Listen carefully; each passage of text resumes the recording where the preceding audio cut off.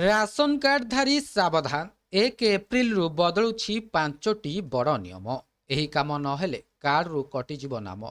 ଏବେ କ'ଣ ରହିଛି ସମ୍ପୂର୍ଣ୍ଣ ଅପଡେଟ୍ ଆସନ୍ତୁ ଜାଣିବା। ତା ପୂର୍ବରୁ ଚ୍ୟାନେଲରେ ନୂଆ ଥିଲେ ଚ୍ୟାନେଲଟିକୁ ସବସ୍କ୍ରାଇବ୍ କରି ରଖନ୍ତୁ ଏମିତି ଗୁରୁତ୍ୱପୂର୍ଣ୍ଣ ଅପଡେଟ୍ ସବୁଠୁ ପ୍ରଥମେ ପାଇବା ପାଇଁ।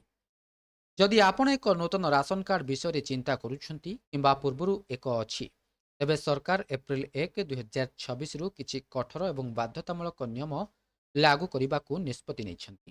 ଏହି ନିୟମଗୁଡ଼ିକର ଲକ୍ଷ୍ୟ ହେଉଛି ରାସନ କାର୍ଡ ତାଲିକାରୁ ଅଯୋଗ୍ୟ ହିତାଧିକାରୀଙ୍କୁ ବାଦ୍ ଦିଆଯିବ ଏବଂ ପ୍ରକୃତରେ ଅଭାବୀ ଲୋକଙ୍କ ପାଖରେ ଲାଭ ପହଞ୍ଚିବ।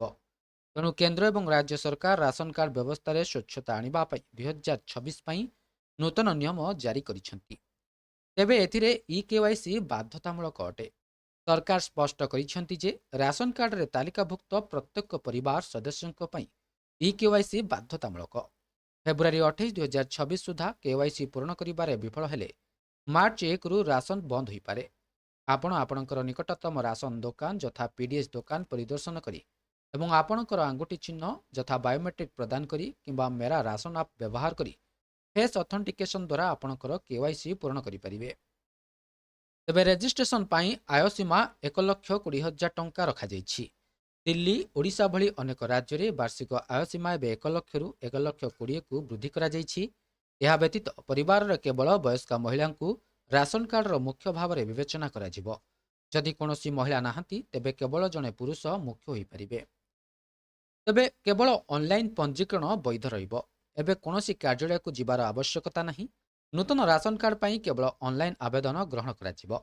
ଆଧାର କାର୍ଡ, ଆୟ ପ୍ରମାଣପତ୍ର, ବିଦ୍ୟୁତ୍ ବିଲ୍ କିମ୍ବା ବାସସ୍ଥାନ ପ୍ରମାଣପତ୍ର ଭଳି ଡକୁମେଣ୍ଟ ଆବଶ୍ୟକ ହେବ। ଅନଲାଇନ୍ ଆବେଦନ ପରେ ଖାଦ୍ୟ ଯୋଗାଣ ଅଧିକାରୀ ଯାଞ୍ଚ ପାଇଁ ଘରକୁ ଯିବେ, ଯାହାପରେ କାର୍ଡ ଯାଞ୍ଚ କରାଯିବ। ତେବେ ନୂତନ ବ୍ୟବସ୍ଥା ଅନୁଯାୟୀ 3 ମାସରେ ଥରେ ରାସନ ପ୍ରଦାନ କରାଯିବ।